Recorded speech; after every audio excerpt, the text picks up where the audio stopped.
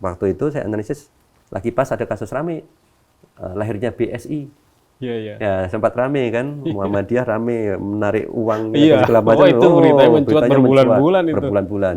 Nah, di media sosial, dukungannya besar sekali kalau seandainya Muhammadiyah mau Bikin narik bank diri, sendiri. bikin bank sendiri. Saya akan mendukung, saya akan tarik uang saya. Netizen bilang gitu kan, tarik uang saya dan masukkan ke bank Muhammadiyah. Wah, bang, ramai sekali.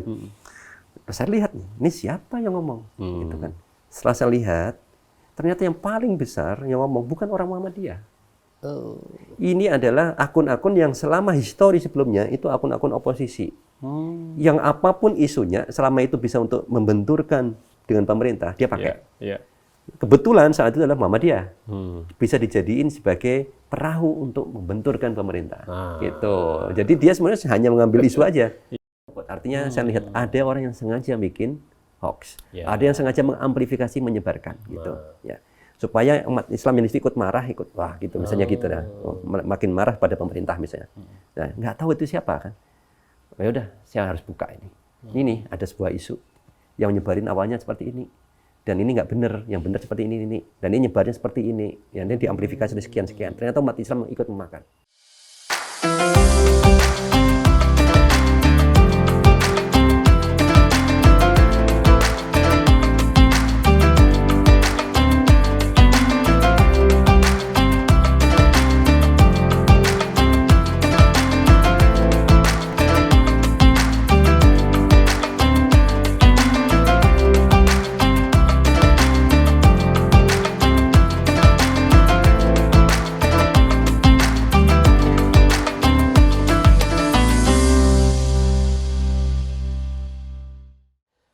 Bismillahirrahmanirrahim. Assalamualaikum warahmatullahi wabarakatuh. Alhamdulillahirrabbilalamin. Wassalatu wassalamu ala sayyidina Muhammad wa ala alihi wa sahbihi ajmain.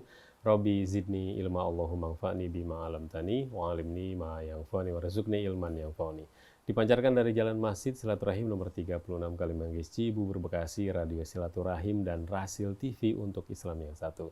Ikhwan akhwat yang dirahmati Allah Subhanahu wa taala, pendengar dan juga pemirsa dimanapun saja Anda berada, senang sekali saya Angga Aminuddin dapat kembali menyapa Anda di waktu sahur ini, menemani ibadah Anda di bulan suci Ramadan ini dengan program Bincang Sahur. Kali ini tamu yang kami hadirkan, beliau kalau lahirnya itu di Bojonegoro. Beliau lahir di Bojonegoro tahun 1974.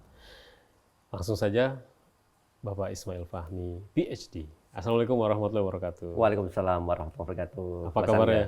Alhamdulillah. Sehat ya? Ya, alhamdulillah sehat. Jadi lahir di Bojonegoro. Lahir di Bojonegoro, SD, SMP, SMA di SD, Bojonegoro. SMP, SMA. Iya. Berarti cukup lama lah ya. Iya. Ya, orang kampung saya. Bukan kampung, kalau kampung masih kota ya, desa. Orang desa. Desa. Tapi di tahun itu emang suasananya kayaknya nggak bisa kita dapat lagi kalau sekarang ya. Nggak dapat. Masih asik desa. Saat itu masih asik. Iya. Ikhwan akhwat, tamu kita kali ini adalah beliau yang kalau misalkan Ikhwan akhwat aktif di media sosial, khususnya Twitter, pasti tidak aneh lagi ketika mendengar nama akun Drone Emprit. Kita pernah ya di beberapa tahun belakangan ini ketika ingin melihat siapa sih tokoh yang paling populer, atau misalkan lembaga apa yang paling populer, atau isu apa yang paling populer, itu biasanya sebagian masyarakat yang aktif di Twitter akan melihat petanya dan juga gambarannya itu dari satu akun namanya Drone Emprit. Nah sekarang ini Pak Ismail Fahmi ini adalah sebagai pendiri dari Drone Emprit, dan nama beliau pun di Twitter sendiri, Ikhwan akhwat kalau ingin cek langsung gitu ya, itu memang cukup terkenal. Kalau misalkan kita ingin menelusuri dunia digital, dunia IT, dunia media gitu ya, nama Ismail Fahmi itu sudah tidak asing lagi. Nah sekarang dihadirkan di Radio Silaturahim dan juga pemirsa Rasil TV. Begitu Pak Ismail Fahmi. Jadi kita ingin lebih dekat gitu ya. Ingin lebih dekat, ingin tahu cerita-ceritanya, siapa tahu akan memberikan inspirasi kepada pendengar dan juga pemirsa Rasil di obrolan kali ini sambil menemani waktu ibadahnya nih. Pak Ismail, bisa diceritain dari Bojonegoro itu Pak Ismail kemana aja sih? Bisa sampai akhirnya sekarang ini tinggal di daerah Jagakarsa ya? Itu cerita panjangnya gimana nih yang bisa kita dengarkan nih? Jadi saya lahir dari keluarga Muhammadiyah dulu, dari desa Kenep namanya. Kenep, kecamatannya Balen, baru Bojonegoro. Jadi Bojonegoro masih ke timur dulu, masih ke desa lagi. Lahir besar di kampung, kemudian SMP masih di kecamatan, kemudian ya mentok-mentok SMA lah gitu. Dan itu nggak pernah kemana-mana saya. Baru kemudian pas mau ujian nasional untuk masuk ke perguruan tinggi, saya ke Surabaya. Dan saya merasa Surabaya itu panas sekali. Orang Bojonegoro tapi jarang ke Surabaya, saking desanya gitu. Nah pas sisa yang merasa kok panas, jadi saya nggak suka tinggal di Surabaya. Saya cari kota mana yang dingin. Dengar-dengar Bandung itu dingin, dengar-dengar. Saya juga tahu, juga pernah juga ke Jawa Barat saya waktu itu. Tahun 92 lulus SMA, kemudian saya masuk ke ITB. Ya, saya waktu sendirian, teman-teman saya pada ke ITS, yang lain Surabaya, saya sendirian ke Bandung. Hanya nyari tempat yang dingin. Oh gitu, harus sesuai sama desanya. Keterima gitu, kalau keterima ya nggak tahu. Nah, itu di tahun 92 ya? 92 saya masuk. Oh ya masih dingin itu Bandung. Masih dingin. 92 saya ngambil elektro di ITB, terus di sana aktif di Masjid Salman. Saya aktif sempat jadi ketua P3R, program Ramadan Salman. Kemudian di kampus jadi ketua himpunan mahasiswa elektro juga gitu. Aktivitas saya ini masih jadi relatif kegiatan banyak ke science ya, science dan keagamanya di Salman gitu. Kemudian tahun 2003 baru kemudian saya ke Belanda. Cukup panjang itu, lulus 97 2003. Ya, di antaranya itu saya banyak melakukan riset, masih di ITB juga. Niatnya saya nggak pengen kerja di perusahaan waktu itu. Lulus ITB banyak teman-teman yang udah kerja di perusahaan. Kayaknya saya nggak pengen ya, saya pengen punya perusahaan sendiri. Entrepreneur. Tapi nggak ngerti gimana cara bikinnya. Jiwa bisnis saya nggak ada waktu itu, kan lebih jiwa saintis. Ya udah saya bikin Knowledge Management Research Group bareng dosen saya yang sangat terkenal juga waktu itu, namanya Pak Ono Purbo, Bapak Internet Indonesia. Istilahnya Pak Ono itu. Saya diminta untuk membantu di perpustakaan ITB. Saya bikin Indonesian Digital Library Network.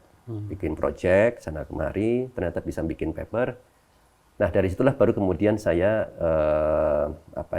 dapat beasiswa di Belanda. Kira-kira 10 tahun lah. Habis 10 tahun baru kemudian tahun 2014 kemarin balik ke Indonesia.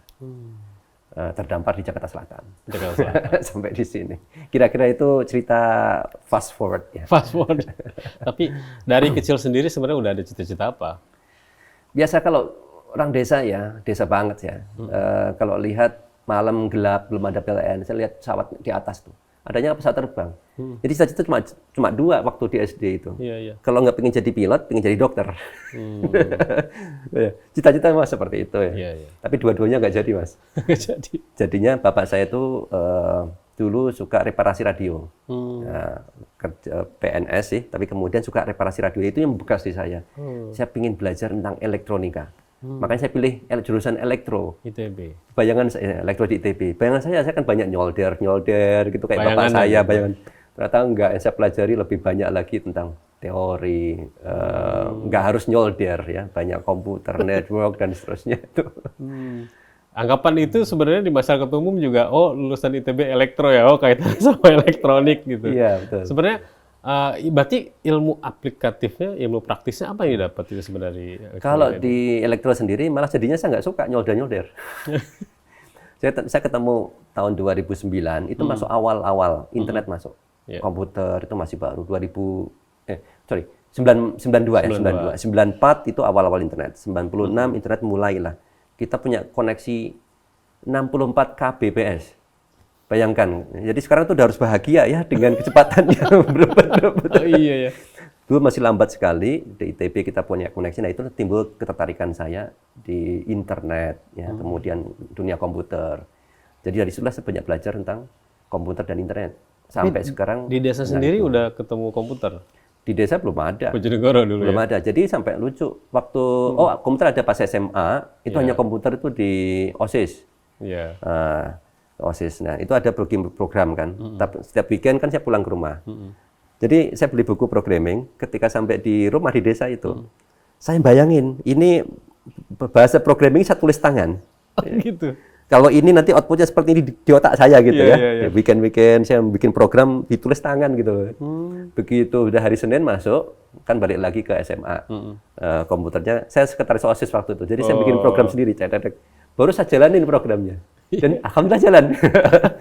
Jadi logika program itu di otak saya kerjain dulu waktu di desa, karena nggak ada komputer. Ya biasanya kan harus nyoba dulu bisa kan. Kalau dulu nggak, jadi simulasi, nanti outputnya seperti apa.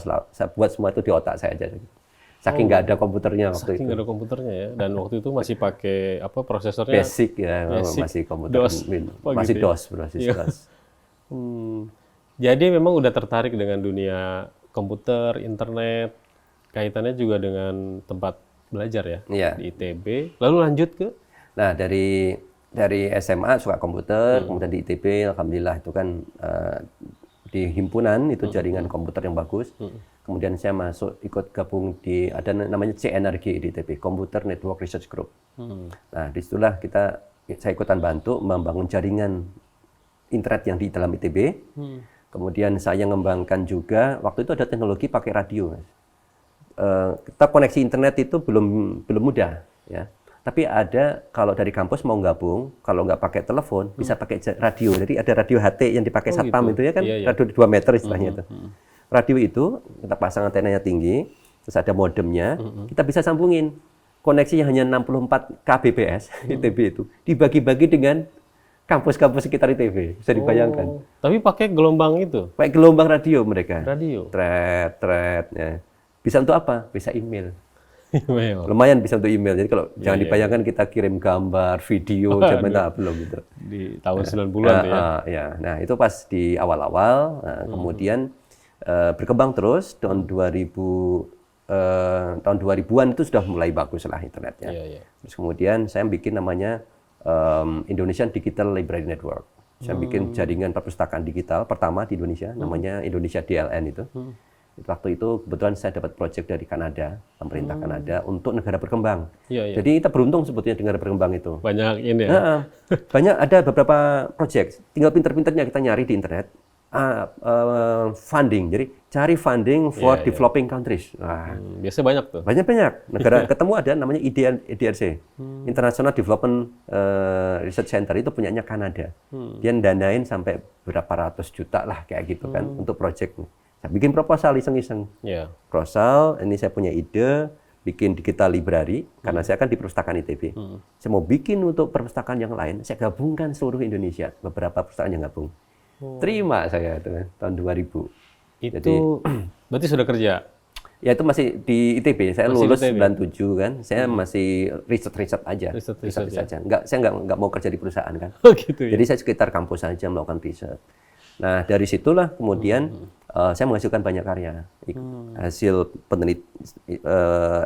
eksperimen perpustakaan digital saya buatkan paper. Jadi juara 1 waktu itu. Saya cari-cari lomba, ada nggak lomba gitu. Ada lomba di Kanada, di Amerika. Lomba penulisan paper untuk negara berkembang. Bagaimana kita membuat inovasi-inovasi untuk negara berkembang. Saya ajukan paper saya dan menang. Padahal bahasa Inggris saya itu jelek sekali. Sampai mereka, ini bagus idenya, bahasa Inggrisnya nggak masalah. Mereka edit mas, karena saya saking kurang bagus, panitianya mengedit supaya muncul di buletin. Saya masuk di sana itu ada namanya American Society for Information Science. Saya itu kayak apa itu, kok asosiasinya pustakawan lah dan teknologi yang ada di Amerika. Nah dari situ saya kan kok menang di sini, akhirnya bisa menang juga di Eropa, di Wina dan lain-lain. Itu saya baru lulus S1, belum S2. Paper-paper sudah mulai muncul. Nah, tahun 2003 dapat beasiswa dari Universitas Groningen, Belanda. Profesornya bilang, sebetulnya Ismail ini kamu udah bisa dari S1 langsung S3. Oh gitu. Profesor saya itu dari Amerika soalnya kan, John Dearborn itu. Jadi dia sangat progresif, nggak harus lah runut gitu. Cuma masalahnya banyak mahasiswa saya yang nggak lulus S3. Jadi kalau kamu sudah ngeluangin waktu 5 tahun, gelarmu masih S1. Akhirnya dibuatin khusus S2. Nah, di sana S2 alhamdulillah cuma 6 bulan juga. Karena paper saya itu sudah bisa memenuhi. Jadi sebenarnya saya mau garis bawahi apa? Kita di negara berkembang itu malah banyak peluang sebetulnya. Gitu ya. Banyak opportunity, peluang-peluang yang kita itu bisa ada tempat-tempat khusus itu di dunia internasional untuk lomba, funding atau apa gitu yang bisa kita ambil di situ. Pak Fahmi kan akhirnya terjun tadi ya menjadi saintis, walaupun sebenarnya basisnya tadi pengen menjadi entrepreneur karena nggak mau kerja di kantor yang terikat perusahaan gitu ya. Menemukan apa keasikan sendiri atau menemukan kelebihan sendiri bahwa dengan saintis ini sebenarnya peluangnya lebih besar gitu, sukses begitu. Saya suka aja sih sebetulnya dunia science ya, tapi saya lebih suka science. Saya nggak suka kerja di perusahaan. Bayangan saya tuh waktu itu mungkin kayak monoton barangkali ya, di target ini terus. Dan saya lebih suka banyaknya riset. Otak saya merasa lebih berkembang ya, saya rasa seperti itu. Jadi saya lebih memilih masuk di dunia riset. Ya. Tapi tetap jiwa bisnis ada, Mas. Jadi saya nggak pingin kerja di perusahaan, tapi nggak akan lama-lama. Jadi saya mikirnya saya akan lama-lama di Belanda. Balik ilmu saya harus jadi perusahaan. Nah, setelah di Belanda, S2, lanjut S3, saya 5 tahun itu total. Nggak bisa pulang Indonesia, nggak punya duit. Karena di Indonesia kan saya nggak dikirim oleh kampus manapun. Beasiswa ya? Beasiswanya pun dari Belanda juga. Dari Belanda. Ya. Jadi saya nggak ada ikatan apapun. Jadi pulang ke Indonesia ngapain kan gitu. Misalnya saya kerja dulu di Amsterdam. Carilah perusahaan, saya bisa kerja selama 5 tahun. Nah selama kerja itulah saya bagi waktu. Ketika ada waktu luang, malam hari saya coding. Tahun 2009, 2010, 2011. 3 tahun pelan-pelan, setiap malam ketika ada waktu saya coding, jadi itu software yang menjadi cikal bakal drone emprit tadi, media monitoring analitik itu kan sistem big data, big data. Mulai dari crawling data, penyimpanannya, analitiknya, visualisasi itu sistem gede ini. Kalau dikerjain satu tim mungkin setahun selesai, tapi kalau sendirian saya butuh waktu 3 tahun. Tapi karena nggak ada tuntutan ya santai ya gitu. Basisnya apa ya waktu itu? Kita basisnya waktu itu pas awal baru news yang menjadi sumber data kita ambil. Kebetulan S2, S3 saya itu terkait dengan komputer science, terus kemudian ada namanya natural language processing. Nah itu ilmu yang asik nih, karena kita bisa membuat komputer bisa memahami bahasa manusia. Kalimat bahasa Indonesia, saya bisa tahu apa nih subjeknya, predikat, objek, siapa tokohnya sering muncul, lokasinya di mana, dia habis ngapain, perusahaan ini posisi mana. Bikin peta perusahaannya melakukan akuisisi selama 1 tahun ini, itu semua bisa ekstrak otomatis. Nah ini yang menarik. Ya. Nah itu basisnya dari news saya buat tuh sistem seperti itu. Ke tahun 2012 mulai kan persiapan 2014. Tapi ide itu sudah dipublish apa masih dalam kerangka? Udah jadi, udah banyak dipakai. Waktu itu saya bikin situs namanya Grace News. Portal gratis, jadi orang kalau ingin baca berita di Indonesia cukup dari portal gratis itu, karena sudah otomatis itu dapat siapa tokoh yang hari ini paling banyak muncul di bidang politik, di bidang olahraga, semua dari situ langsung dapat, petanya seperti apa langsung dapat juga. Akhirnya itu jadi hak cipta nggak? Ya itu akhirnya nggak lama kemudian ada satu masalah lah gitu, akhirnya saya tutup karena dia merasa newsnya itu saya ambil gitu ya, padahal saya publish juga kan gitu ya wes, saya tutup, saya bikin yang versi tertutup, yaitu jadilah perusahaan namanya waktu itu namanya Awesometric. Perusahaan pertama saya itu partneran dengan 2 orang lagi di Indonesia. Itu, nah dari situlah kemudian baru jiwa bisnis saya nggak ada Mas, saya beli orang IT, tapi jiwa bisnis itu ada di 2 partner saya. Gitu. Nah, jadi saya berpikir berdoa terus ya Allah, saya pengen punya perusahaan. Tapi saya nggak ngerti gimana bikinnya. Setiap weekend padahal saya idenya banyak banget. Tapi nggak ngerti gimana bikinnya, Mas. Teknologinya bisa. Saya punya ini bikin. Bisa. Kemudian saya datang ke toko buku, saya baca itu buku-buku waktu di Amsterdam. Bagaimana membuat bisnis plan, bisnis canvas. Setiap kali baca buku bisnis, mules saya. Pusing ya? Mules pusing. Udah tutup lagi pulang. Ya Allah, kapan kalau seandainya saya nggak suka bisnis, kapan saya bikin bisnis? Gini caranya. Padahal tadi idenya udah ada, udah jadi. Ini akan apa ya? Maksudnya akan menguntungkan lah gitu. Akhirnya ya udah saya share aja ke orang. Alhamdulillah salah satu kawan saya, Mas Tommy itu kan dulu di Trans TV juga. Ketemu di media. waktu masih mahasiswa di Belanda, beliau datang. Kan biasanya kan banyak jurnalis kita dapat training di Hilversum. Iya. Ya, Pak Hilversum. Ya, karena jaringan mahasiswa, kita suka pengajian sebulan sekali. Pas pengajian tempat saya. Iya. Mas Tommy itu kan suaminya Mbak Helvi Tiana Rosa. Iya. Tommy. Anaknya kan Faiz. Ya. Istri saya ngefans banget sama Mbak Elvi. Oh gitu. Kebetulan anak saya 2 itu masih kecil-kecil. Bayangin gimana sih didik anak seperti Faiz. Iya. Akhirnya waktu itu pas Mas Tommy ke sana, banyak kita ngobrol duluan. Itu saya belum bikin sistemnya. Jadi udah kenal duluan dari ya kisah-kisah Faiz, kita belajar tentang parenting gitu. Nah, beberapa tahun berikutnya Mas Tommy, Mas Ismail kok punya sesuatu yang bagus nih. Pas Mas Tommy itu punya Mas Tommy langsung paham nih kayaknya. Paham secara bisnis. Iya. Beliau pas di business development. Perusahaan PR Asia apa itu Fortune Indonesia. Fortune Indonesia pasti Indonesianya. Ya udah. Jadi ternyata Allah ngasih jalan tuh kayak gitu. Pingin bikin perusahaan, nggak ngertinya cuma teknologi. Ya udah, fokus aja di apa yang kita ahli. Betul. Allah akan hadirkan orang. Ternyata ada ya. Hadirkan. Mas Ismail bisa nggak bikin perusahaan? Bisa. Yang itu ditambahin media sosial bisa nggak? Nah, itu. Awalnya saya belum ada media sosial. Saya tambahin media sosial, masuk ke dalam sistem, bisa masukin Twitter, Facebook, Instagram. Instagram belum itu, YouTube masuk itu. Itu di tahun 2012. 2012. Nah, jadi akhirnya bikin perusahaan yang isometrik, terus alhamdulillah dapat klien di Indonesia. Saya masih di Belanda itu. Jadi kira-kira gitulah. Ini yang tapi saya menarik tadi Pak Fahmi, maaf sedikit mundur ke waktu pas ide bikin paper masuk ke Amerika. Amerika tertarik. Walaupun bahasanya tadi belum bagus, ya. Tapi ide luar biasa. Idenya tentang apa itu? Jadi bagaimana negara yang berkembang itu tahun 2099 lah gitu. 1999. Itu kalau kita mau bikin perpustakaan perguruan tinggi itu gabung, perpustakaan itu harus connect ke internet. 24 jam, ya. Sementara banyak perpustakaan yang masih dedicated, jadi koneksinya itu nyambung putus. Waktu itu kan masih pakai dial-up ya istilahnya, belum kayak sekarang. Jadi kita nggak bisa punya server yang ada di kampus itu bisa diakses, nggak ada tuh. Banyak yang nggak bisa. Nah, saya bikin satu sistem khusus sehingga perpustakaan yang tidak punya koneksi internet 24 jam masih bisa gabung. Ini sebuah inovasi buat orang Amerika itu. Terus pakainya gelombang radio lagi. Nah, itu ada beberapa perpustakaan yang nggak bisa koneksi pakai gelombang radio juga kan. Jadi gabungan. Ya mereka melihat itu satu inovasi, meskipun inovasi itu sekarang udah nggak berlaku karena semua sudah connect kan. Iya. Tapi saat itu itu satu inovasi buat mereka. Pak, berarti sampai sekarang Pak Fahmi masih ada ini nggak coba-coba gitu ya bikin inovasi-inovasi dalam sains? Ya. Istilahnya tuh apakah IT science atau apa? Ya, information science, computer science, information science.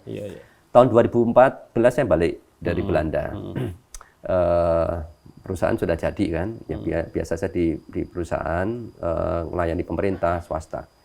Tetapi kemudian tahun 2015 saya diminta Perpustakaan Nasional. Ada teman saya yang jadi deputi di sana. Perpunas. Dulu waktu tahun 2000 saya bikin Indonesian Digital Library Network, beliau ikutan juga, ikut bantu. Nah, tahu saya balik, saya diminta bantu Perpustakaan Nasional. Tolong dong bantuin Perpustakaan Nasional. Bikin apa, Bu? Terserah, mahasiswa mau bikin apa. Ini gimana sih? Terus bantu terserah. Ya, ini bukan bantu bikin apa itu tentang IT Perpustakaan Nasional. Tapi kalau ada ide silahkan. Kemudian saya berpikir, apa yang kira-kira belum ada di perpustakaan di Indonesia? Perpustakaan sudah ada sendiri-sendiri, ya, ada nyari katalog buku, ya kan, tesis, disertasi, semua ada, tapi sendiri-sendiri. Kalau saya mau nyari katalog buku di ITB itu ada perpustakaan pusat, ada perpustakaan fakultas. Saya harus tahu alamatnya satu-satu. UI ada perpustakaan fakultas, pusat dan seterusnya. Harus tahu alamatnya, satu-satu. Direktorinya. Ini baru 2 kampus saja. Iya. Bagaimana saya mengingat alamat mereka? Belum ada ribuan di seluruh Indonesia. Nah, saya pikir gimana saya bikin satu saja, langsung nyari ke semuanya. Saya bikin namanya OneSearch. OneSearch.id. Bu, oke, ini ada satu teknologi baru. Saya satukan semua database di seluruh Indonesia di perpustakaan. Jadi ini seperti Google untuk perpustakaan di Indonesia. Jadi dari situ kalian masukin, kita bisa tahu buku-buku sebarannya di mana, tesis, disertasi, elektronik, jurnal itu paling banyak. Cukup dari OneSearch.id aja. Jadi itu akan membantu mahasiswa, peneliti, siapapun. Bahkan kalau Mas punya buku, coba cek aja di situ. Buku itu ada di perpustakaan mana saja, ketahuan. Apa dasarnya mungkin sama kayak LibGen sekali ya? LibGen. Library Genesis itu. Iya, semacam itu juga, tapi ini lebih ke menyatukan. Lebih ke menyatukan pencariannya bagi ribuan perpustakaan. Gitu. Khusus untuk buku ya? Buku, tesis, disertasi, karya tulis juga. Pokoknya semua repositori, koleksi digital, katalog, apapun yang ada di perpustakaan itu kan banyak sekali. Nah, di samping kesibukannya Pak Ismail Fahmi ini dalam hal pendidikan, berkeluarga itu mulai tahun berapa? Lalu tadi kan saya dengar ada aktivitas pengajian juga. Ya. Nah, ya kalau saya berkeluarga begitu lulus S1 sih. Begitu lulus S1, mungkin termasuk cepat kali ya. Iya. Ya biasa kalau mahasiswa. Berarti di Indonesia nih, udah di Indonesia. Jadi saya beraktivitas karena anak desa kan nggak mau gagal lah di ITB kan gitu. Iya. Jadi saya nggak pacaran tuh Mas. Ikut aktif di mana. Pokoknya nantilah 1 tahun sebelum lulus saya baru nyari. Gitu. Ada yang deketin ya enggak dah, masih nama gitu. Jadi baru mau lulus saya baru nyari. Nah, habis itu berkeluarga, terus punya anak 2, tahun 2003, anak pertama 4 tahun usianya, anak kedua sudah 2 tahun. Nah, saya boyong ke Belanda itu. Oh, itu sama keluarga lah ya? Sama keluarga. Ketemu dengan komunitas Muhammadiyah atau komunitas pengajian, itu menjaganya gimana? Saya udah nggak connect dengan Muhammadiyah. Sejak di Salmannya, jiwa saya mau Muhammadiyah aja gitu ya. Karena orang tua di Muhammadiyah. Tapi saya nggak masuk jaringan, kenal IPM, IRM, segala macam. Iya. Lewat, saya nggak ikut semua itu. Ya benar-benar negeri kan gitu. Nah di Belanda, kita udah blended ya. Mahasiswa di atas Groningen itu satu provinsi yang paling utara. Itu enak. Karena mahasiswa itu kalau mau ke kota lain kan jauh. Jadi weekend pun biasanya di kota itu aja. Nah mudah bikin pengajian. Pengajiannya tuh setiap bulan sekali pindah-pindah aja. Kebetulan saya kan master dan PhD, ada punya rumah, jadi sering jadi tempatnya. Oh gitu ya? Orang Indonesia. Orang Indonesia bebas. Gitu. Ketemu Muhammadiyah lagi pas balik sih. Nah, di Indonesia 2015 balik, ya kemudian ya bikin perusahaan. 2016 saya bikin yang namanya Drone Emprit itu baru 2016. Nama itu. Jadi sebelumnya namanya perusahaan saya Media Kernels. Media Kernels ya untuk bisnis analisis data lah. Tapi 2016 saya mulai lihat tuh banyak sekali hoax berseliweran karena 01, 02 apa itu yang pro kontra 411, 212 demo. Oh itu di media sosial tuh nggak jelas siapa yang ngomong dan seterusnya. Nah, saya rasa publik perlu tahu. Makanya buat namanya Drone Emprit untuk menutupi nama media kernelnya tadi. Karena ini kan perusahaan ya, kalau saya rilis, ya nanti klien saya ada yang marah dong. Ini Pak Ismail kok ikutan nyerang sana, nyerang sini. Bukan nyerang, kita hanya membantu publik membuka ketika ada satu isu, seperti ini petanya. Saya harus netral dong, apa adanya lah, truthful gitu ya. Tapi kadang-kadang kan, ini kena splat gitu. Saya tutupi dengan namanya Drone Emprit. Masuk ke cerita ketika media kernel Indonesia, lalu dengan nama media sosial itu Drone Emprit. Pak Fahmi ini punya visi misi apa sih dengan Drone Emprit ini? Lalu dengan media kernel juga melihat termasuk fenomena yang terjadi di bangsa ini ya, dari mulai politiknya, ekonominya, sosialnya. Jadi saya simpel sih waktu itu. Publik itu karena percakapan di internet itu luar biasa besar, mereka kesulitan untuk mengetahui petanya. Mereka kesulitan untuk tahu ini ceritanya gimana sih. Sebuah isu itu ada yang sangat bikin atau tidak gitu.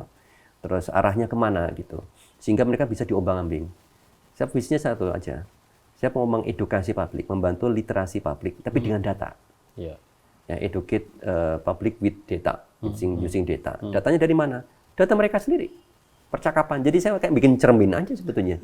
Mereka ribut, nah ini cerminnya ya. Anda ngomong ini. Nah, kelihatan kan publik ikut bicara ini itu petanya, oh ada pro ini, ada kontra. Di sini ada tokoh-tokohnya. Oh ini ada buzzer influencer arahnya ke sana. Ini juga sama buzzer influencer. Nah, suatu saat kadang itu Muhammadiyah kan. Waktu itu saya analisis lagi pas ada kasus rame lahirnya BSI. Ya sempat rame kan, Muhammadiyah rame menarik uang segala macam. Itu beritanya mencuat berbulan-bulan itu. Berbulan-bulan. Nah, di media sosial, dukungannya besar sekali kalau seandainya Muhammadiyah mau bikin narik bank diri, bikin bank sendiri. Saya akan mendukung, saya akan tarik uang saya. Netizen bilang gitu kan, tarik uang saya dan masukkan ke bank Muhammadiyah. Wah, bang, ramai sekali. Terus saya lihat nih, ini siapa yang ngomong? Gitu kan. Setelah saya lihat, ternyata yang paling besar yang ngomong bukan orang Muhammadiyah. Ini adalah akun-akun yang selama histori sebelumnya itu akun-akun oposisi. Yang apapun isunya, selama itu bisa untuk membenturkan dengan pemerintah, dia pakai. Kebetulan saat itu adalah Muhammadiyah. Bisa dijadiin sebagai perahu untuk membenturkan pemerintah. Gitu. Jadi dia sebenarnya hanya mengambil isu aja. Saya buat analisisnya ini ya, Muhammadiyah hanya menjadi tunggangan. Hati-hati, memang besar dukungan dari publik, seolah-olah publik, tapi mereka punya maksudnya lain, bukan untuk membesarkan Muhammadiyah, bukan untuk kebaikan bangsa, tapi hanya sifatnya politis saja. Ya, saya publish, saya kasihkan kepada Muhammadiyah, kita diskusikan, hati-hati ya. Gitu. Nah itulah yang Ahwat, ini baru satu isu yang dimainkan ya. Banyak sekali isu dalam 5 tahun terakhir, apalagi ketika masuk ke Pilpres 2019 ya, banyak sekali. Karena rekor Kominfo pernah merilis sampai ratusan ribu berita hoax gitu ya. Itu gimana sih bisa mewarnai opini masyarakat jadi opini negatif gitu ya. Nah, Iwan Ahwat, pendiri dari Drone Emprit ini, Drone Emprit tadi kalau bisa kita bilang ini sebenarnya artificial intelligence, AI. Dan natural learning process. Saya juga nanti ingin lebih dalam gitu ya, bagaimana peran sekarang ini dunia artificial intelligence dan juga natural learning process itu masuk ke dunia sosial masyarakat, termasuk masuk juga ke dunia dakwah gitu ya. Media sosial jelas gitu. Ekonomi juga udah jelas gitu ya. Dan nanti kita akan lanjut di sesi kedua. Tetaplah bersama kami, Iwan Ahwat.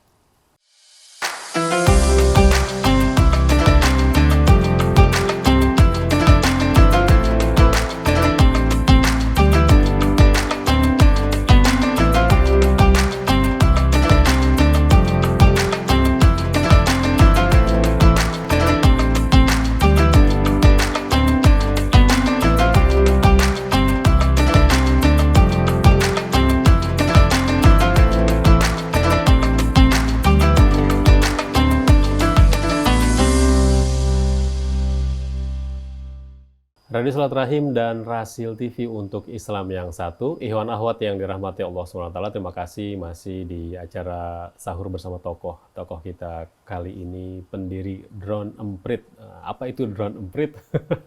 Tadi udah kita cerita ya di sesi pertama. Ternyata Drone Emprit ini ada jargonnya ini. Kami tidak mengklaim sebagai netral, tapi kami bersikeras untuk jujur atau mengungkapkan yang sebenar-benarnya. Wah, ini kalau kaitannya di dunia berita dan informasi, ini sebenarnya ada ruhnya dari ruh Al-Quran Surat Al-Hujurat ini. Kita harus mendapatkan informasi yang sebenar-benarnya dan jujur gitu ya. Baik, Pak Ismail Fahmi, PhD, pria kelahiran Bojonegoro, dan sekarang berkeluarga dengan 2 orang anak, juga aktif di pimpinan Pusat Muhammadiyah di Majelis Pustaka dan Informasi. Sudah berapa tahun di? Kalau di MPI baru tahun ini, kan baru pengurusan sekarang. Sebelumnya saya di Dikdasmen setahun. Dikdasmen juga sempat ya setahun. Selain aktivitas di kantor sendiri, ngajar nggak? Saya ngajar di UII, Universitas Islam Indonesia di Yogyakarta. Saya juga di Wakil Ketua Komisi Infokom MUI Pusat juga. Selain itu, aktivitas lainnya, apakah ngisi ceramah juga? Ya, kadang-kadang diminta ceramah, tapi saya selalu hubungkan dengan teknologi. Selalu. Nah, karena kaitannya gini, Pak Ismail, ada salah satu ungkapan yang sering dipakai gitu ya oleh masyarakat umum. Umat Islam ini sangat mudah untuk diadu domba. Pertama, banyak perbedaan-perbedaannya katanya, perbedaan mazhab, perbedaan cara ibadah, perbedaan pemimpin. Akhirnya ketika diadu domba itu kayaknya mudah. Itu di era sebelum muncul informasi dengan pesat sekarang aja itu udah mudah. Ternyata sekarang dimasuk di era digital, informasi, IT, lebih mudah lagi katanya diadu domba gitu ya. Sekarang orang sudah bisa akses internet di mana-mana. Ketika ada berita langsung diyakini, dia share gitu ya di grup medsos, di grup apa, akhirnya jadi ribut. Pak Fahmi melihat situasi seperti ini, kenapa teknologi tidak bisa dimanfaatkan oleh umat Islam itu untuk bersatu, mereka jadi kekuatan besar? Bagaimana Pak Fahmi melihat ini? Ada sebuah penelitian di MIT, Mas. Itu kira-kira tahun 2019-an mungkin gitu ya. Dia pertanyaannya simpel. Ketika ada sebuah disinformasi menyebar, itu yang menyebabkan penyebaran disinformasi, informasi yang salah, kontroversial, fitnah, itu manusianya atau ada program komputer seperti bot yang sengaja diciptakan atau AI apalah untuk memanipulasi opini gitu. Ternyata yang paling besar faktor yang bisa mempengaruhi penyebaran disinformasi adalah karakter manusia itu sendiri. Manusia itu menyukai hal-hal yang sifatnya kontroversial, hal-hal yang sifatnya pro dan kontra. Dan ini kan sifat intrinsik manusia, agama apapun. Nah, agama apapun. Nah, ketika umat Islam banyak sekali topik-topik, isu-isunya yang berbeda-beda, perbedaan-perbedaan ini ketika dimunculkan, entah siapapun yang memunculkan, itu pasti akan ada kecocokan. Ya, orang cocok dengan satu isu dia akan percaya ini. Orang cocok dengan isu yang lain karena kelompoknya dia akan mengikuti isu ini. Padahal dua isu itu bisa berbenturan. Nah, ada di media sosial itu sifatnya kebenaran itu banyak, kebenaran dalam tanda kutip ya, kebenaran yang banyak diikuti oleh orang lah misalnya itu. Maksudnya itu banyak ditentukan oleh berapa banyak orang di sekitarnya yang menyebarkan dan mengikuti informasi itu. Misalnya kalau kita di sebuah grup WA, kita di media sosial pertemanan kita, kok ternyata yang nge-share informasi A saja, jadi dianggap A itu benar. Misalnya dianggap bahwa radio R itu punya paham X gitu, temannya ikuti, akhirnya dipercaya. Nah, sementara di kelompok yang lain pembahasannya beda lagi. Enggak, pembahasannya. Jadi kita memang ada di dunia digital, dunia internet yang sangat luas, informasinya luas sekali, banyak sekali informasi sana. Tetapi pada kenyataan kita itu hanya di kelompok kecil, di bubble-bubble sendiri, di ruangan-ruangan gema, ya, echo chamber istilahnya. Kita nggak terbuka. Kebanyakan manusia itu suka dan merasa nyaman di chambernya. Chambernya misalnya apa? Chamber Muhammadiyah, chamber NU, chamber Salafi. Terus kemudian Islam Indonesia, Islam Arab, ini macam-macam. Ini chamber-chamber. Dan kadang-kadang yang ada di masing-masing chamber itu kan teman-teman kita, orang-orang yang pandangannya sama. Ini susah sekali, Mas. Informasi ini terbuka, memang internet terbuka, teknologinya luar biasa. Tapi ternyata untuk menembus informasi ini nggak gampang. Nggak mudah misalnya nih, gampang aja, 2 grup WA. Yang satu pro A, satu pro B, sama-sama Islamnya. Tapi ini memberitakan sesuatu dianggap ini benar. Tapi menurut ini salah. Bisa nggak ini dipindahin ke sini di-share? Nggak mau. Ribut ntar. Ribut nanti kan. Ini juga sama, apa yang dianggap ini benar sini. Ya ini mungkin joke ya, gampang misalnya. Muhammadiyah sama NU. Ini Ramadan mulai pakai apa nih? Hitungan atau pakai ru'yat misalnya gitu. Oh kalau di kalangan Muhammadiyah, oh ini harus dihitung. Kalau di sana NU, oh enggak harus ditonton, harus lihat. Ini kan sebetulnya sudah selesai ya secara fikih. Tetapi ini sebagai joke lah, sebagai gambaran aja. Nggak mudah kemudian narasi yang dari Muhammadiyah tadi itu jadi narasi mainstream di NU. Narasi NU itu di mainstream di Muhammadiyah. Ini sebagai contoh aja. Internet terbuka, informasi banyak sekali, tapi ternyata itu mengelompok-ngelompok. Ini PR ya, PR besar buat kita. Makanya di sini umat Islam itu harus melihat sisi-sisi besar harusnya ya. Kita nggak bisa fokus di isu-isu kecil-kecil ini, nggak akan selesai karena akan seperti itu. Ya, harus melihat isu besarnya apa ya untuk persamaan kita. Itu ya. Memunculkan persamaannya juga kan, kalau tadi ada kotak atau chamber-chamber yang banyak gitu ya, mereka yang berkeliaran atau yang berserakan, berarti kan harus ada wadah besar ini bisa menyatukan mereka. Nah, Islam sendiri memunculkannya itu, menurut Pak Fahmi itu gimana kita kalau ingin menguasai teknologi ini? Kalau saya lihatnya kan gini ya, teknologi itu punya potensi besar sebetulnya ya, teknologi ini. Tapi masuknya di mana gitu? Masuknya di sisi kesehatan, ya, terus kemudian juga ekonomi. Ini kan sebetulnya kita bisa bersama-sama bahwa umat Islam harus terentaskan keterbelakangan ekonominya misalnya. Benar kalau kita bersama-sama bantu di situ. Sebetulnya ini kan bisa potensi untuk kita pembangunan yang nggak melulu di hal-hal sifatnya khilafiyah, ya istilahnya. Kalau kita fokus di khilafiyah ya nggak akan selesai. Kita nggak akan maju. Tapi kalau kita bicara soal ide-ide tadi, bagaimana soal pendidikan umat Islam. Nah, gitu. Gimana kita bisa maju bersama? Oh, sama-sama sepakat. Tapi begitu masuk ke dalam, oke, jadi yang diajarkan apa ya? Itu kadang pecah lagi gitu. Nah, tapi kalau kita bisa bersepakat yang di atas, saya kira kita bisa berjalan berkontribusi di sisi masing-masing. Ngomongnya enak, Mas. Oh, tapi nggak semudah itu. Nggak semudah itu ya. Saya tahu nggak semudah itu. Baik, jadi satu PR dan ikhtiar bersama sebenarnya ini. Ya. Lalu Pak Fahmi, saya ingin ke bagaimana Don Emprit ini melihat arus informasi yang terjadi di bangsa ini. Di berbanyak bidang ya. Satunya saya mungkin ke bidang politik dulu lah. Bidang politik yang selalu menjadi berita hangat setiap harinya. Pasti kan Pak Fahmi juga memantau ya di politik Indonesia seperti apa. Dari arus informasinya, sejak kapan Pak Fahmi melihat bahwa Don Emprit ini harus membersihkan arus informasi dunia politik bangsa ini, karena melihat misalkan bahayanya besar banget nih, gitu ya. Kalau ini dibiarkan gitu. Karena saya juga termasuk yang sering membaca beberapa ulasan dari Don Emprit gitu ya, dari peta persebaran beritanya. Nah, bagaimana Pak Fahmi melihat itu? Itu ceritanya tahun 2016 ya. Jadi sebetulnya mulai 2014, 2015 ya Don Emprit dipakai oleh siapapun untuk menganalisis, silahkan. Tapi begitu selesai 2014, Pilpres maksud saya ya, itu saya perhatikan sebelum 2014 itu yang menjadi sentral tuh banyak serangan tuh kayak FPI misalnya gitu kan, banyak sweeping di jalanan. Terus kemudian setelah 2014, 2015 akun-akun FPI itu mulai muncul tuh banyak. Karena ini sering menjadi antitesis dari mereka yang dukung Presiden Pak Jokowi waktu dan lawannya itu grup yang lain yang ya FPI lah gitu, Habib Rizik dan lain-lain. Itu banyak akun-akunnya dan saya lihat akun-akunnya FPI, DPP FPI muncul suspend segala macam tahun 2016. Nah, 2016 saya perhatikan mulai ada nih gerakan bikin semacam Muslim Cyber Army. Wah, ini serius. Karena melihat ternyata apa? Yang FPI ini dulunya di lapangan kayaknya nggak efektif. Ternyata yang efektif itu di media sosial. Main di media sosial, tetapi masih baru. Ya, katakan umat Islam waktu itu dirasa masih baru banget di media sosial.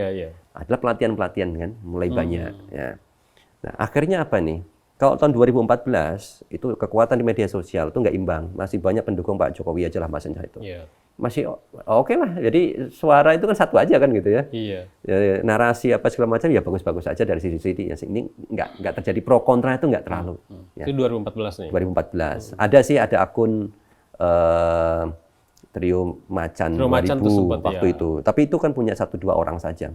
Belum komunitas besar. FPI belum muncul juga di sana. Artinya masih nggak imbang kekuatan itu. 2016 ini makin gede FPI. Saya lihat artinya pro kontranya makin kuat. Pertempurannya ini makin keras.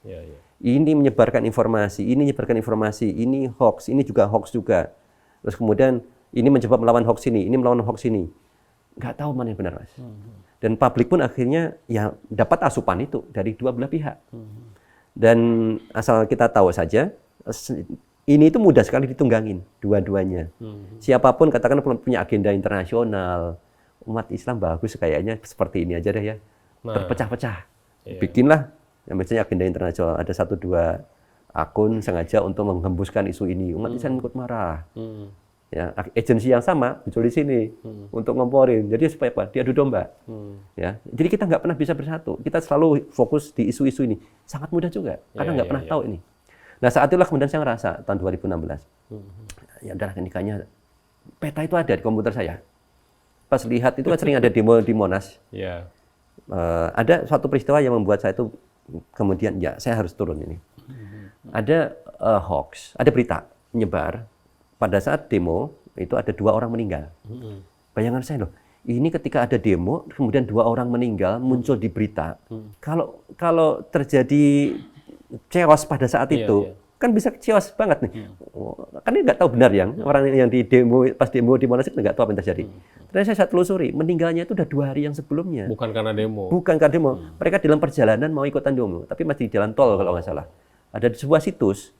Dan itu ada sebuah situs, bukan media mainstream, media apalah gitu. Dia menyebarkan hoax itu. 2 orang meninggal dunia demo. Saya baca mana? Ternyata ada meninggalnya itu masih di artikel yang sama, tapi di dalam gitu loh nggak kelihatan. Orang kan dia cuma judul aja kan. Ternyata meninggalnya 2 hari yang lalu di tol. Dan itu dia share sampai ribuan kali di retweet. Dan saya lihat siapa akun yang retweet, yang nge-share. Akun-akun berwajah bule. Nama-namanya bule juga, artinya dia menggunakan robot. Amplifikasi robot. Artinya saya lihat ada orang yang sengaja bikin hoax. Ada yang sengaja mengamplifikasi, menyebarkan gitu. Ya. Supaya umat Islam yang ikut marah, wah gitu misalnya gitu dah. Makin marah pada pemerintah misalnya. Nah, nggak tahu itu siapa kan. Ya udah, saya harus buka ini. Ini ada sebuah isu yang nyebarin awalnya seperti ini. Dan ini nggak benar, yang benar seperti ini. Dan ini nyebarnya seperti ini. Yang ini diamplifikasi sekian-sekian. Ternyata umat Islam ikut memakan. Orang kalau baca kan jadi, oh hoax ternyata. Sejak saat itulah kemudian saya pakai nama Drone Emprit. Nama itu saya dapat cuma 5 menit gitu. Jadi bayangan saya suka drone, saya punya drone juga. Drone filosofinya apa ini? Jadi saya suka demo Mas, waktu mahasiswa. Sekarang saya udah nggak lagi, pakai di sini nggak, udah. Saya nggak demo, saya di depan komputer aja. Jadi pas ada saat demo di Monas, bayangan saya terbangkan drone di atas Monas. Saya tinggal di sini Jakarta Selatan ya, terbang di atas Monas. Tetapi untuk membaca, tujuannya adalah untuk membaca situasi yang ada di Monas di dunia media sosial, di Twitter. Jadi saya memonitor percakapan di Twitter. Twitter itu logonya apa Mas? Logo burung kan? Burung apa? Saya juga nggak tahu itu burung apa, burung kecil kan? Saya itu orang desa Mas, sama saya itu burung emprit. Oh gitu. Jadi makanya bilang, saya membuat drone-nya dari Twitter. Twitter kan burung emprit ya, drone emprit. 5 menit dapat, udah yang penting nama perusahaan saya tertutup, nggak tahu. Lucu-lucuan aja. Lalu muncul fenomena buzzer. Ya. Nah, buzzer ini sepertinya beda dengan bot. Nah, dari sisi sosialnya gimana sih ini munculnya buzzer ini? Buzzer itu sudah ada sejak sebelum 2014 sudah ada. Sudah. Buzzer itu awalnya netral maknanya. Buzzing, bikin ribut, bikin rame. Waktu sebelum 2014 itu sudah mulai ada buzzer-buzzer di Twitter. Di Twitter itu kalau Mas punya follower 500, 1000 itu udah bisa menjual akun. Udah bisa ya. Masuk ke dalam database buzzers. Namanya database buzzer. Ada ya? Ada sebelum 2014. Jadi perusahaan-perusahaan kalau mau jual jasa, tolong dong saya punya produk. Produk saya dibantu untuk menyebarkan di Twitter. Nah, langsung ke database buzzers, ambil yang followernya berapa. Tapi database buzzer itu ada adminnya kan? Ada orang yang inilah orang PR agency atau apa kayak gitu ngumpulin buzzer-buzzer gitu. Jadi suatu saat kalau butuh yang ini saya punya sekian nggak pakai. Netral Mas, awalnya bagus, baik untuk jualan aja. Tapi begitu 2014 mulai ternyata istilah itu dipakai untuk politik. Buzzer pun banyak ke politik. Nah kalau sudah politik, yang dibangun dalam politik kan cuma 2. Mendukung dan melawan, menjatuhkan. Kalau mendukung berarti bagus-bagus saja. Kalau mau menjatuhkan berarti yang fitnah, menjelekkan, pokoknya segala macam menyerang. Jadilah pro kontra, polarisasi makin tinggi. Buzzer pun akhirnya konotasinya jadi negatif. Dan mereka real, akun real. Ada buzzer kemudian menggunakan bantuan bot. Wah, saya sendirian, project saya banyak. Kayaknya mudah deh pakai program komputer. Saya kerja nanti jam 7 pagi atau jam 8 pagi, tapi malam-malam biarlah buat saya bekerja. Tidur, di schedule. Posting dulu pagi, mulai naik. Ya udah bangun tidur, biasa agak siang bangunnya. Sudah mulai muncul tuh trending topik di Twitter. Baru dia ikutan, tes. Begitu siang udah lagi robot, udah manusia biasa. Itu udah umum itu dilakuin. Saya masuk ke dunia branding. Kalau ingin mencontohkan sebuah perusahaan, ataupun seorang pejabat, ataupun seorang tokoh, ataupun ustadz lah, dia ingin menciptakan branding yang baik buat dia gitu ya. Apalagi di masa kampanye, dia menggunakan jasa buzzer gitu ya. Akhirnya buat lawannya kan dia pakai buzzer juga. Terjadilah perang buzzer. Nah fenomena ini menurut Pak Fahmi gimana ini? Masalahnya media mainstream juga mereka jadi ikutan yang selama ini media mainstream. Ya contoh lah ada media massa cetak dan juga elektronik menjadi panutan. Sekarang mereka mau nggak mau karena alasan bisnis mereka ikut ke situ. Makanya itu kan pertama ada demand, ya banyak individu atau organisasi yang mereka pingin terkenal dengan cepat. Ya jasanya apa? Nggak bisa pakai jasa organik, ya dia harus pakai bantuan buzzers. Saya mau campaign, waktu saya hanya 1 bulan. Gimana caranya? Udah Pak siap, sekian. Demand-nya ada, request, pasti itu jalan. Terus kemudian yang kedua, media. Media itu mau gimana pun mereka mencari apa yang lagi trending. Mereka nggak peduli ini benar atau enggak. Kok lagi trending ya dia akan hajar aja itu.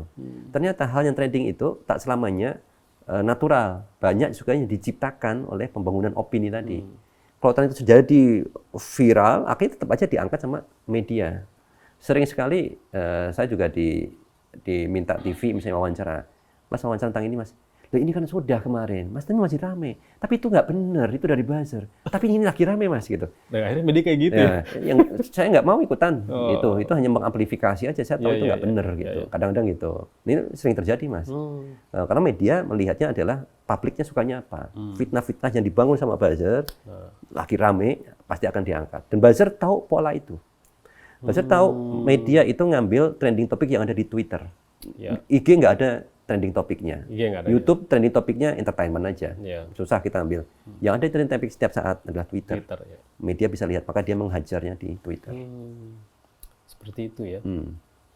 Nah, sekarang saya ingin mendalami ini karena waktunya singkat ya. Saya banyak sekali ingin saya dalami dari seorang Ismail Fahmi ini. Kaitannya dengan data. Saya sih ingin bagaimana kondisi umat Islam ketika dia tidak bisa menguasai data. Saya pernah ketemu di Malaysia dengan salah satu guru, disebutnya Tuan Guru, Cikgu Azmi. Beliau ini Presiden MAPIM, ya, Majelis Perundungan Ulama Malaysia. Beliau ada satu pengalaman, beliau pernah berkunjung ke Uruguay, kota Montevideo.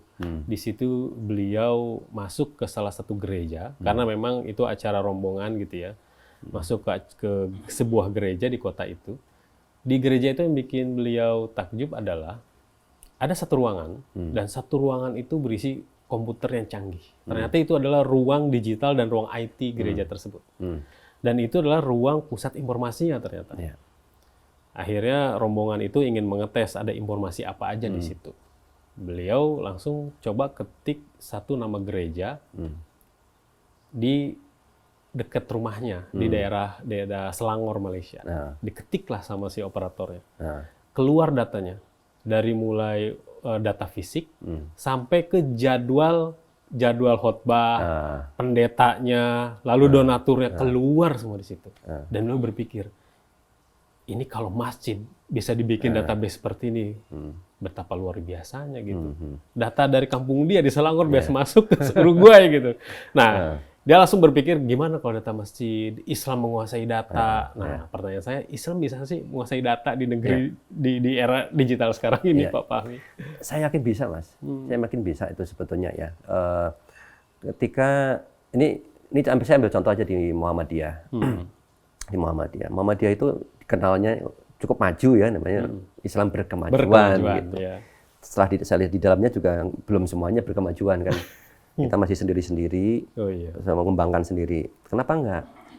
Ya karena masih belum ada yang menyatukan gitu kan, secara visinya, terus kemudian secara teknisnya juga. Jadi masih sendiri-sendiri, metodologinya juga perlu itu. Makanya setelah saya lihat ini potensi bisa ya. Kalau kita punya satu grand design, terus kemudian kita lihat sisi juga dari sisi budayanya, culture-nya, kebiasaan kita lihat, terus kemudian kita implementasikan.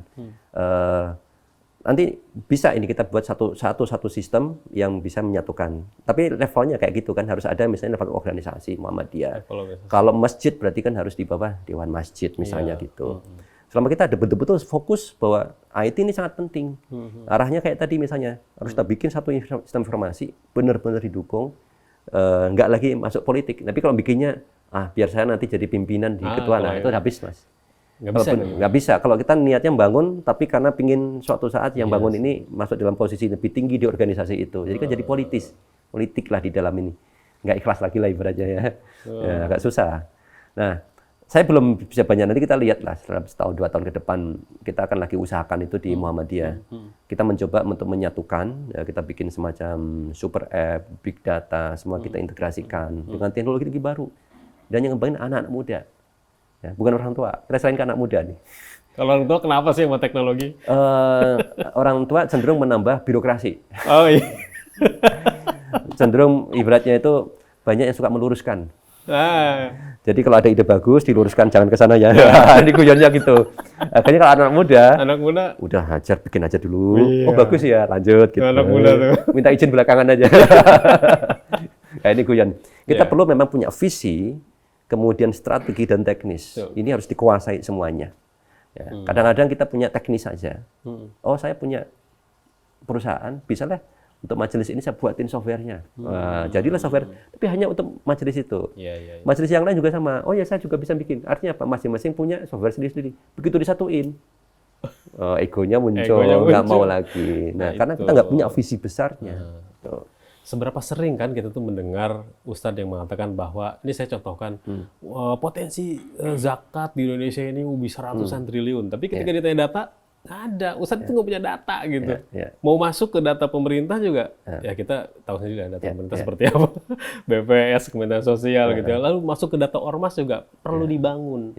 Tapi harapan itu ada Pak Fahmi? Ada, dan saya yakin insya Allah bisa gitu ya. Saya coba beberapa kali ya. Saya eksperimen dulu itu ya tadi pengalaman saya dengan Indonesian Digital Library Network pertama. Ya. Bagaimana saya bikin satu software, bikin satu jaringan, perpustakaan saya ajak bareng, konferensi bareng, mereka semua akhirnya bareng masuk. Kita satu visi bareng, jadilah Indonesian Digital Library Network waktu di awal. Seiring dengan perkembangan teknologi itu sudah obsolete, nggak jadi. Saya balik, bikin Indonesia One Search. Sama juga, bareng lagi, bisa lagi Mas. Jadi ada, kalau kita punya visi, dan kita bisa tahu the devil is in the detail. Ya, masalah itu ada di detail, bagaimana kita merealisasikan juga. Termasuk detail-detail bagaimana kita menarik hati orang, menarik hati lembaga, majelis, supaya mau bersama-sama. Ya. Jadi kan ada 3 aspek, people, proses, teknologi. Kadang-kadang kita cuma bisa membuat teknologinya saja, tapi nggak bisa menyatukan orangnya. Orang pun harus bisa kita satukan. Kemudian metode prosesnya juga harus, bagaimana supaya ini bisa jalan. Banyak upaya-upaya internasional, effort internasional yang bagus. Misalnya internet dunia ini dibangun oleh suatu organisasi, IETF, Internet Engineering Task Force misalnya. Bagaimana mereka bisa menyatukan orang seluruh dunia? Ada visinya, ada task force-nya, pelan-pelan terus dibangun setiap saat. Yang fokusnya ke situ. Jadi Mas, gitu. Banyak hal-hal yang dilakukan seperti itu. Nah yang ini, umat Islam kalau saya lihat masih kurang. Kita masih banyak di dakwahnya. Oh, umat Islam bisa, harusnya bisa menyatukan. Berhenti sampai di situ. What's next? Selesai. Padahal detail untuk mewujudkan dakwah itu adalah kita bikin tim, kita wujudkan, kita silaturahmi ke sana-sini, menyatukan, bikin sesuatu baru. Nah, itu banyak sekali pekerjaan-pekerjaan kotor yang harus kita kerjakan semua. Preaching is penting, dan easy kan. Difficult-nya di sini, makanya dua-duanya harus dijalankan. Harus jalan itu semua gitu ya. Ini sayang sekali udah kasih kode nih, waktu udah habis katanya. Tapi terakhir Pak Fahmi, tujuannya sih ingin memotivasi kita sebagai umat muslim. Memang melihat bahwa dalam dunia digital bisa kita katakan masih maju orang yang di luar Islam. Tapi menarik ketika pendiri Facebook, dia pernah mengutip bahwa ada salah satu tokoh muslim yang sangat berpengaruh untuk dia, yaitu Al-Khwarizmi, ketika dia mendalami algoritma. Berarti kan Islam ini sebenarnya secara keilmuan, peradaban, bisa loh menguasai dunia gitu ya. Mengambil semangat itu Pak Fahmi, kita kan harus optimis ini umat Islam ini. Kalau Islamnya ingin izul Islam wal muslimin itu ingin jaya, berarti berbagai bidang juga kita harus bisa menguasai. Jalannya seperti apa menurut Pak Fahmi? Nah ini menarik sekali, saya cocok sekali. Saya senang sekali pertanyaan ini nih ya. Kenapa? Ada satu masa waktu itu kan di zaman kejayaan kekhilafahan siapa nih? Harun al-Rasyid. Harun al-Rasyid, Abbasiyah. Banyak pada saat itu buku-buku ilmu pengetahuan dari berbagai peradaban sebelumnya ditranslate. Dari Cina, dari Yunani, dan macam-macam ditranslate. Ya. Kemudian Islam membuka banget pada saat itu. Afala yatafakkarun, apakah kamu tidak berpikir ya? Allah meninggikan derajat orang-orang yang berpikir. Jadi semangat berpikir itu luar biasa ya. Allah mengangkat derajat orang berpikir. Ini ternyata menggerakkan umat Islam saat itu Pak, untuk mempelajari semua, berpikir semua. Nah, dengan Islam yang membuka pikiran, umat Islam Islam membuka pikiran umat Islam saat itu, ditambah dengan sangat terbuka, jadilah flourish itu ilmu-ilmu yang baru. Di dalam Al-Quran banyak sekali ayat-ayat yang berdasarkan alam semesta, tentang perputaran bumi dan bulan. Itu jadi inspirasi. Kemudian dipelajari lagi dengan ilmu-ilmu sebelumnya, jadilah ilmu astronomi, kedokteran dan seterusnya. Kuncinya di sini, bisa nggak kita membuat satu generasi sekarang, ya, pelajaran segala macam yang banyak dibuka adalah umat Islam harus membuka diri, membuka pikiran sesuai dengan Al-Quran, pelajari semuanya, ya, algoritma, artificial intelligence, big data segala macam, nggak haram itu. Nah, itu semua sama. Kita ingat lagi zaman dulu juga mempelajari semuanya. Nggak ada cerita misalnya Islam waktu itu berjaya karena di bidang astronomi, kesehatan segala macam dengan hanya Al-Quran hadis. Tidak mempelajari semua, stop misalnya gitu ya. Stop peradaban Arab, nggak mempelajari sebelumnya, kemudian menghasilkan ini semua. Nggak mungkin. Ini semua kan makhluk Allah juga kan, sebelum-sebelumnya ini. Dan itu juga di dalam Al-Quran juga ada. Mulai dari pelajarilah bagaimana umat-umat sebelumnya. Saya waktu itu ke Maroko keliling, dan saya sangat terimpresi itu di daerah Fes. Nah, Fes itu ada daerah sirkular, dan di tengah itu ada masjid Fatimiyah itu. Itu universitas pertama di dunia. Universitas pertama di dunia yang bikin malah orang Islam, perempuan juga. Perempuan ya. Dan salah satu filsuf Islam ada juga lahir juga dari situ.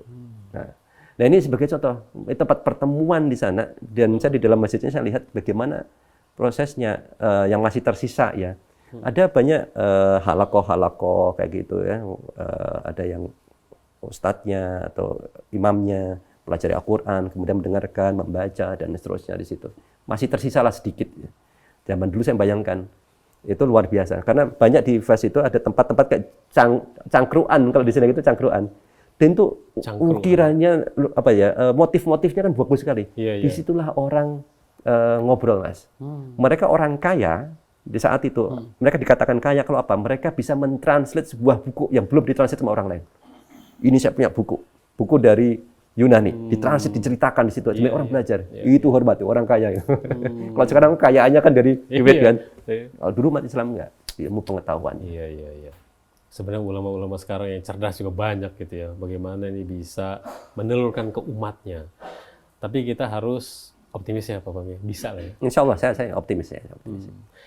Sebagai penutup Pak Fahmi, pesan Ramadan ataupun pesan persatuan apa dari seorang Ismail Fahmi kepada Ikhwan dan Akhwat? Ya, pesan saya ini sekarang ini generasinya generasi anak muda ya. Kita punya tantangan besar, makin banyak anak-anak muda ini belajar Islamnya itu dari media sosial. Banyak sekali survei bilang udah 50% lebih itu beberapa tahun yang lalu. Tas Muhammadiyah yang di Bandung, survei 58% kalau nggak salah. Itu tahun 2020-an kalau nggak salah itu. Tahun 2023 udah lama. Makin banyak sekali di media sosial. Jadi dakwah-dakwah kita di media sosial itu juga harus makin banyak ya untuk menjelaskan Islam mulai dari yang sangat dasar sehingga sangat advance. Dan media sosial dan internet itu kan terbuka. Dan kita pun juga harus hadirkan Islam yang terbuka dalam artian pemikiran-pemikiran. Kita bisa belajar dari keterbukaan Islam zaman dulu itu. Mempelajari begitu banyak hal untuk apa? Kita menguasai sains, teknologi, kesehatan. Kita bisa menggunakan kemajuan yang sudah ada ini, ya, dan ajak nih anak-anak muda untuk bergerak ke sana, menguasai itu. Saya kira ini yang sangat penting, ya, bagaimana kita memfokus nanti dakwah kita ke anak muda dan betul-betul real ke hal yang sifatnya penting untuk kemajuan Islam. Baik, luar biasa. Terima kasih banyak Pak Ismail Fahmi atas perbincangannya dengan Ikhwan dan Akhwat. Semoga bermanfaat gitu ya. Amin, dan juga Pak Fahmi juga selalu sehat, amin, terus sama-sama, aktif gitu ya. Dan ini bukan yang terakhir di Rasil. Siapa tahu nanti bisa cerita lagi. Terima kasih banyak Pak Fahmi. Sama-sama. Demikianlah Ikhwan Akhwat yang dirahmati Allah SWT. Perbincangan Rasil dengan seorang Ismail Fahmi, pendiri Drone Emprit dan juga bisa termasuk salah satu tokoh IT lah di Indonesia gitu ya. Anda yang ingin tahu apa saja yang dipublish oleh Drone Emprit atau aktivitasnya apa saja, bisa follow aja di Twitternya. Follow Twitter Drone Emprit ataupun bisa follow juga Twitternya Pak Ismail Fahmi ya. Namanya Ismail Ismail Fahmi Fahmi ya. juga. Fotonya juga asli ya. Foto asli. Foto asli. Silahkan Iwan Ahwat, buka saja di Twitternya gitu ya, di media sosial, di follow, diikuti aktivitasnya. Demikianlah, semoga bermanfaat. Iwan Ahwat, saya undur diri. Billahi taufiq wal hidayah. Subhanakallahumma wa bihamdika asyhadu an la ilaha illa anta astaghfiruka wa atubu ilaik. Assalamualaikum warahmatullahi wabarakatuh. Waalaikumsalam warahmatullahi wabarakatuh.